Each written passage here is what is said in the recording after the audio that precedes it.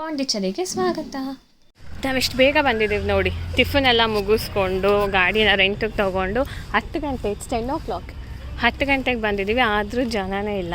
Speed ಬೋಟಿಗೆ ಬಂದಿದ್ದೀವಿ first ನಾವು ಪಾಂಡಿಚೇರಿಲಿ.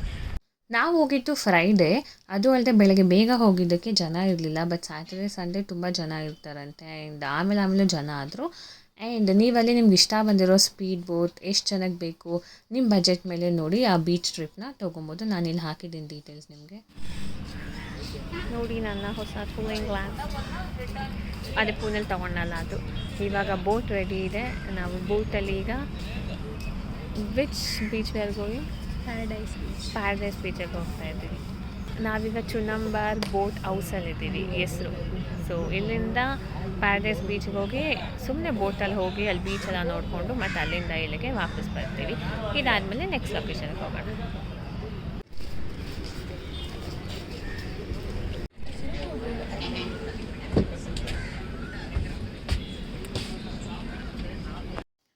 So ನಾವು ಬೋಟಲ್ಲಿ ಹೋಗೋಕ್ಕೆ ಶುರು ಮಾಡಿದ್ವಿ. ಆ್ಯಂಡ್ ಮಧ್ಯೆ ಮೀನೆಲ್ಲ ಎಗರ್ತಾ ಇತ್ತು. ಇಟ್ ವಾಸ್ ವೆರಿ ನೈಸ್ ನೋಡೋದಕ್ಕೆ. ಆ್ಯಂಡ್ ನಮ್ಮದೇ ಫಸ್ಟ್ ಬ್ಯಾಚ್ ಆಗಿತ್ತು. ಆವಾಗಲೇ ಸ್ವಲ್ಪ ಬಿಸಿಲಿತ್ತು. ಒಳಗೆ ಕೂತಿದ್ದಕ್ಕೆ ನಮಗೇನು ಬಿಸಿಲು ಅನ್ನಿಸ್ತಾ ಇರಲಿಲ್ಲ. ನಾವು ಈ ವಾಟರ್ನ ಮತ್ತು ಅಲ್ಲಿ ಸ್ವಲ್ಪ ಐಲೈನ್ ಥರ ಕಾಣ್ತಿದೆಯಲ್ಲ ಅದೆಲ್ಲ ನೋಡಿಕೊಂಡು ನಾವು ಹೋಗಿ ಪ್ಯಾರಡೈಸ್ ಬೀಚ್ಗೆ ರೀಚ್ ಆದ್ವಿ. ಬೆಂಗಳೂರಿಗೆ ಹೋಗೋ ಅಷ್ಟರಲ್ಲಿ ನಾನು ಕಪ್ಪಗೆ ಆಗೋಗ್ತೀನಿ ಅನಿಸುತ್ತೆ, ಅಷ್ಟೊಂದು ಬಿಸಿಲಿದೆ ಇಲ್ಲಿ.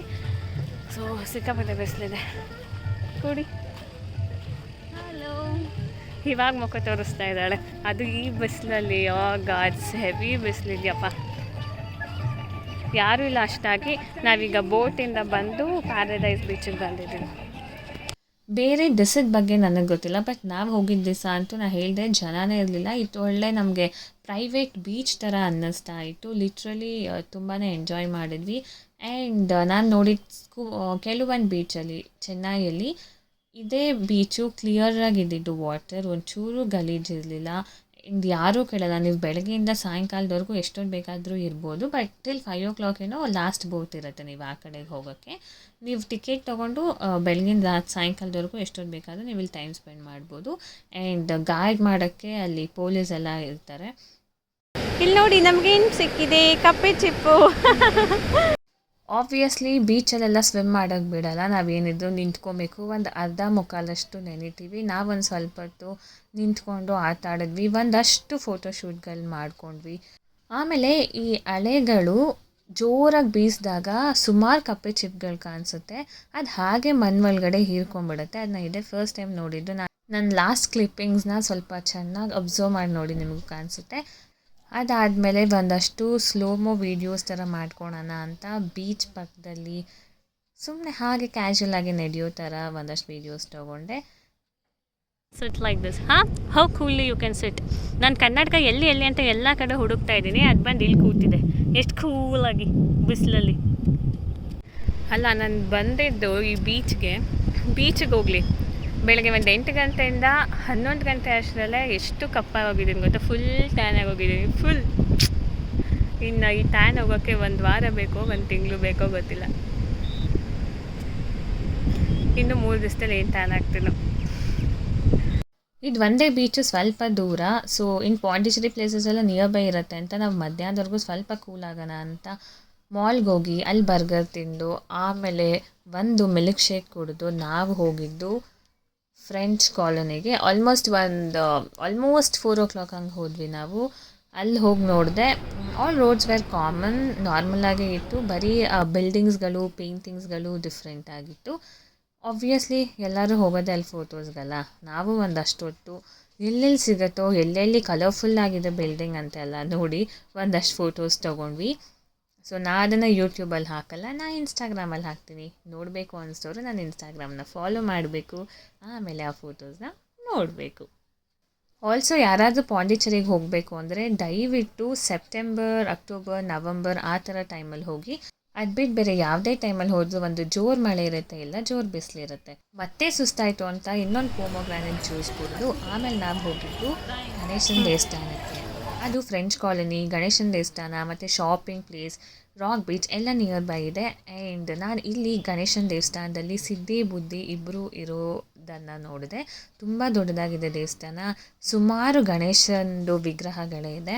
ಅಲ್ಲೂ ಚೆನ್ನಾಗಿರಲಿಲ್ಲ. ನಾವು ದರ್ಶನ ಮಾಡಿಕೊಂಡು ಅಲ್ಲೇ ಪಕ್ಕದಲ್ಲಿರೋ ಒಂದು ಶಾಪಿಂಗ್ ಪ್ಲೇಸ್ ಅಂತಾರೆ. ಯೂಶ್ವಲಿ ಸಂಡೇಸ್ ಆದರೆ ಸಂಡೇ ಬಜಾರ್ ಇರುತ್ತೆ, ನಾವು ಸಂಡೇ ಹೋಗಿಲ್ಲ. ಸೊ ಇಷ್ಟೇ ಇದ್ದಿದ್ದು ಶಾಪಿಂಗ್ ಮಾಡೋಕ್ಕೆ, ಏನಂತ ಕಲೆಕ್ಷನ್ಸ್ ಇರಲಿಲ್ಲ ಆ್ಯಂಡ್ ಬೆಂಗಳೂರಲ್ಲಿ ಸಿಗದೆ ಇರೋದ. ಅದೆಲ್ಲ ಆದಮೇಲೆ ಇನ್ನೊಂದು ಇಂಟ್ರೆಸ್ಟಿಂಗ್ ಅನಿಸಿದ್ದು ನನಗೆ, ಇಲ್ಲಿ ರಾಕ್ ಬೀಚ್ ಹತ್ರ ಸ್ವಚ್ಛ ಭಾರತ್ ಅನ್ನೋದು ಒಂದು ಮೆಸೇಜ್ ಜೊತೆಗೆ ಈ ಥರ ಪೇಂಟ್ ಮಾಡಿದ್ದಾರೆ. ತುಂಬ ಚೆನ್ನಾಗಿತ್ತು wall paintings. And rock beach road ಅಂತೂ ತುಂಬ ಕಾಮಾಗಿತ್ತು. ಆದರೆ ರಾಕ್ ಬೀಚ್ ಹತ್ರ ಅಂತೂ ತುಂಬ ಜನ ಆಗಿದ್ದರು. ಸ್ವಲ್ಪ ಹೊತ್ತು ನಾವು ಕೂತ್ಕೊಂಡು ಆಮೇಲೆ ಹೋಗಿ ರಾಕ್ ಬೀಚ್ ವ್ಯೂನ ನೋಡಿ ಎಂಜಾಯ್ ಮಾಡಿದ್ವಿ. ಅಲ್ಲಂತೂ ಸುಮಾರು ಜನ ಲೋಕಲ್ ಲೇಟ್ಸ್ಗಳು ಬಂದು ವಾಕಿಂಗಿಗೆ ಅಂತ ಬರ್ತಿದ್ರು. ಈವ್ನಿಂಗ್ ಆದರೆ ಆ ರೋಡನ್ನ ಕ್ಲೋಸ್ ಮಾಡ್ತಾರಂತೆ. ಸೊ ವಾಕಿಂಗಿಗೆ ಅಂತ ಸುಮಾರು ಜನ ಆಗಿದ್ದರು. ಆ್ಯಂಡ್ ನನಗೆ ಎಲ್ಲ ಕಡೆ ವಾಲ್ ಪೇಂಟಿಂಗ್ಸ್ ತುಂಬ ಇಷ್ಟ ಆಯಿತು. ಒಳಗಡೆ ಫ್ರೀಯಾಗಿ ಸ್ಟೂಡೆಂಟ್ಸ್ ಮಾಡಿರೋ ಪೇಂಟಿಂಗ್ಸ್ನ ನೋಡೋಕ್ಕೆ ಬಿಡ್ತಾಯಿದ್ರು. ಬಟ್ ನಾವು ಹೋಗಿದ್ದು ಸ್ವಲ್ಪ ಲೇಟ್ ಆಯಿತು ಅಂತ ಕ್ಲೋಸ್ ಮಾಡಿದರು. ಮತ್ತೆ ಅವ್ರು ರಿಓಪನ್ ಮಾಡೋ ಅಷ್ಟರಲ್ಲಿ ನಾವು ಅಲ್ಲಿಂದ ಹೊರಟಿದ್ವಿ. ಆ್ಯಂಡ್ ಇಲ್ಲಿ ನಾನು ನಮ್ಮ ಗಾಂಧೀಜಿಯವ್ರ ಸ್ಟ್ಯಾಚು ನೋಡಿದೆ. ಯಾರೂ ಜನ ಇಲ್ಲ ಅಂದರೆ, ಇಷ್ಟೊಂದೆಲ್ಲ ಹೈಪ್ ಆಗಿಲ್ಲ ಅಂದರೆ ಪಾಂಡಿಚೇರಿ ತುಂಬ ಕೂಲ್ ಪ್ಲೇಸ್, ಎಷ್ಟು ಪ್ರಶಾಂತವಾಗಿರುತ್ತೆ ಗೊತ್ತಾ. But as we know it is very hyped ಅನಿಸುತ್ತೆ ನನಗೆ. ಅಂತ ನನಗೆ ವಾ ಫ್ಯಾಕ್ಟರ್ಸ್ ಏನೂ ಸಿಗಲಿಲ್ಲ. ಬಟ್ ಪ್ಯಾರಡೈಸ್ ಬೀಚ್ ಒಂದೇ ನಂಗೆ ತುಂಬ ಇಷ್ಟ ಆಗಿದ್ದು, ಅದು ಜನ ಇಲ್ಲದೆ ಇರೋದಕ್ಕೆ. ಅದು ಬಿಟ್ಟರೆ ಎವ್ರಿಥಿಂಗ್ ವಾಸ್ ನಾರ್ಮಲ್. ಆಲ್ಸೋ ಸುಮಾರು ಕಡೆ ನಾವು ಈ ಟೈಟಾನಿಕ್ ಬೋಟ್ ಥರ ನೋಡಿದ್ವಿ. ಸೊ ಅದನ್ನು ವೀಡಿಯೋದಲ್ಲಿ ಆಲ್ಮೋಸ್ಟ್ ಕ್ಯಾಪ್ಚರ್ ಮಾಡೋಕ್ಕೆ ಟ್ರೈ ಮಾಡಿದ್ದೀವಿ. ಆ್ಯಂಡ್ ಈವ್ನಿಂಗ್ ನಾವು 5:45 ಅಷ್ಟರಲ್ಲೆಲ್ಲ ಎಲ್ಲ ಪ್ಲೇಸಸ್ ನೋಡಿಬಿಟ್ಟಿದ್ವಿ. ಅದಕ್ಕೆ ಹೋಗಿ ರೆಂಟಲ್ ಬೈಕ್ನ ವಾಪಸ್ ಕೊಟ್ಟು ಮತ್ತೆ ನಾವು ನನ್ನ ಫ್ರೆಂಡ್ ಮನೆ ಇರೋ ಕಡೆಗೆ ಬಸ್ ಹತ್ತಿದ್ವಿ. ಲಕ್ಕಿಲಿ ಮಳೆನೇ ಇಲ್ಲ ಅಂತ ಇದ್ದರು. ನಾನು ಹೋಗಿದ್ದ ದಿವಸದಿಂದ ಹೇಗೂ ಮಳೆ ಇತ್ತು.